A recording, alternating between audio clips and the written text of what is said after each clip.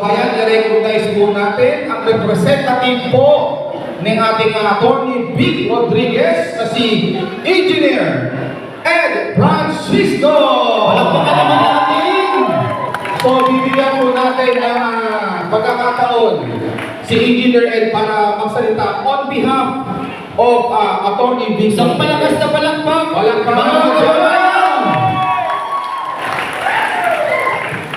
Perfect! Hooray! Isang maisyo, maaliwalas, at mainit na pagbati ko sa inyong lahat.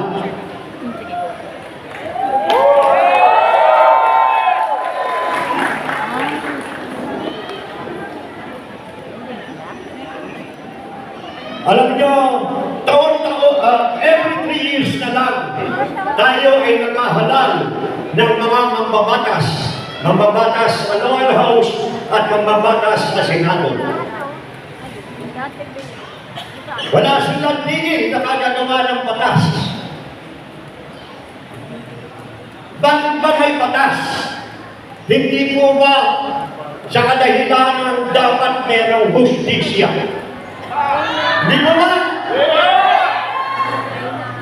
Ang tanong ko sa inyo, marami po tayong batas sa Pilipinas. Meron bang hustisya sa Pilipinas?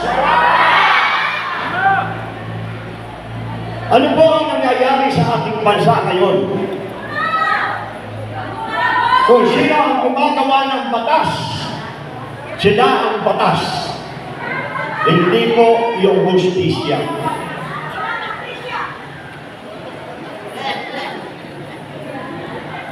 Ngayon po, ang tamang pagkakataon natin, tayong mga Pilipino, nasa atin po ang tunay na pagbabago. Kung ayaw natin sa gobyerno na umiiral sa kayo, dapat palitan natin ang mga nakaupo.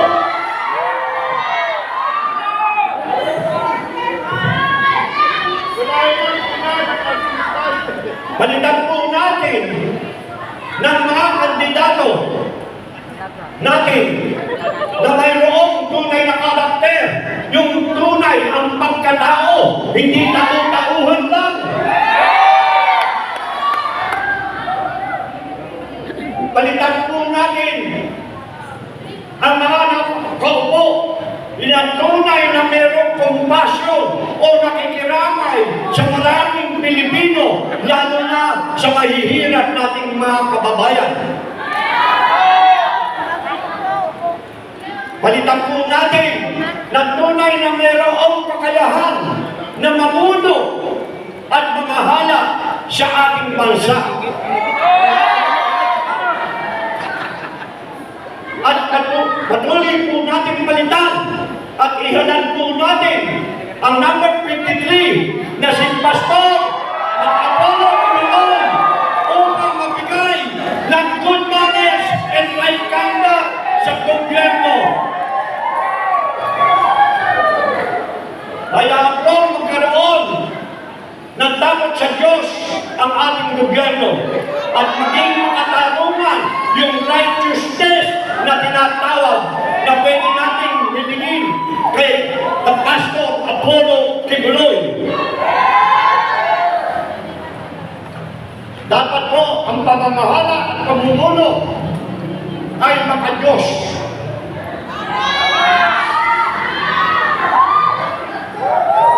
Pangalawa po ang talino ng tao.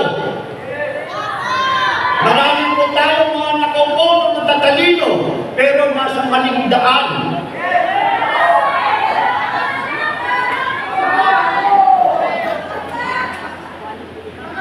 Huwag po natin kakalimutan ang tunay na oposisyon at mag-isip na oposisyon na si Atty. Vic Rodriguez.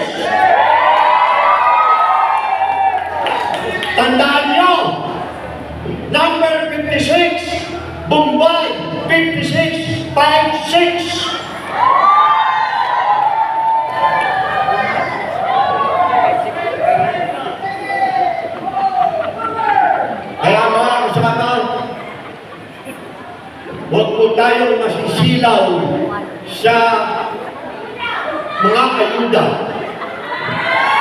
Ang ayuda po ay pera po natin yun, pera nyo.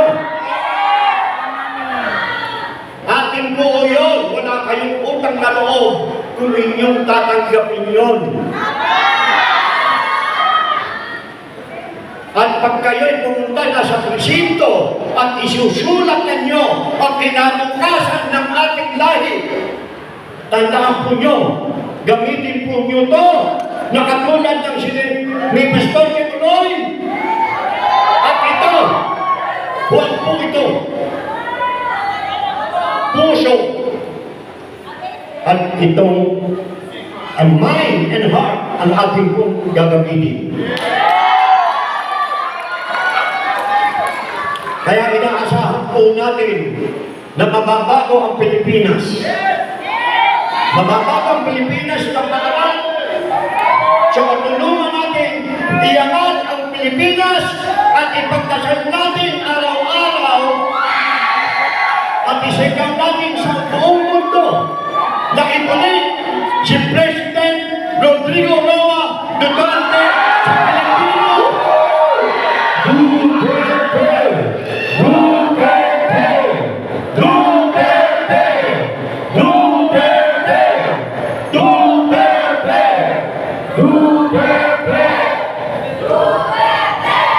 Kaya huwag po tayong titigil ng pagsigaw at pag-iingay dahil ang ating administrasyon ngayon ay bingi, pipi at bulag.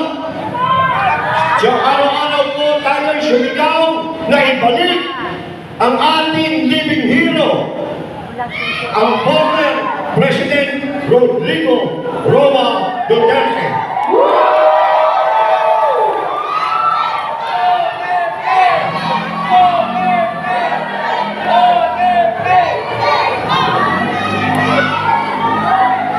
Ang huli, dapat ko pong i-impart sa inyo yung tinatawag kong tunay na mga Pilipino. Ang tunay pong mga Pilipino ay hinango natin doon sa ating kinakanta tuwing tayo papasok ng araw sa eskwela, yung lupang hinirang, at yung ating i-recite at itinataas pa natin ang kanang kamay, yung panatang kabayan. Doon po natin hinango sa huling talata ng dalawang iyon. Ang tunay na mga Pilipino ay sa isip, sa salita, at sa gawa ang mamatay ng dahil sa iyo at iyo ang ating bansang Pilipinas. Maraming salamat.